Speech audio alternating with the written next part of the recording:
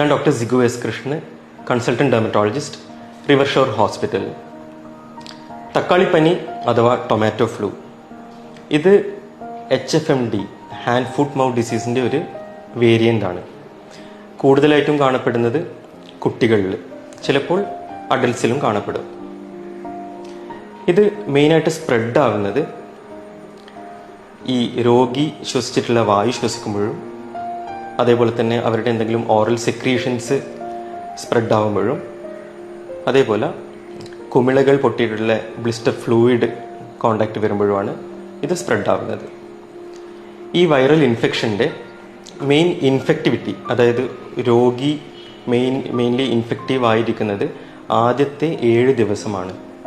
So ഈ സമയത്ത് isolate ചെയ്യുന്നതാണ് ഇത് പ്രിവെൻറ്റ് ചെയ്യാനുള്ള ഏറ്റവും മേജറായിട്ടുള്ള ഒരു സ്റ്റെപ്പ്.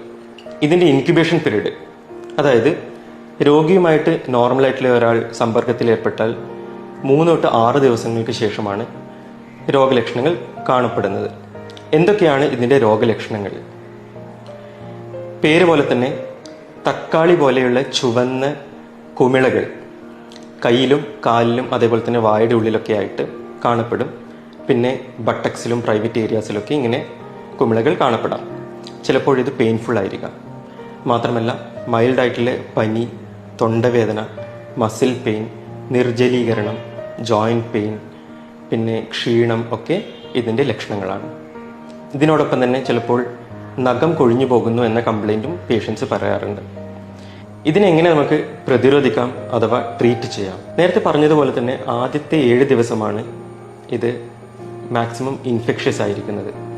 സോ നിങ്ങളുടെ കുട്ടികൾക്കായിരിക്കെങ്കിലും തക്കാളിപ്പനി ഉണ്ടെങ്കിൽ ആദ്യത്തെ 7 ദിവസം സ്കൂളിൽ പറഞ്ഞയക്കരുത്.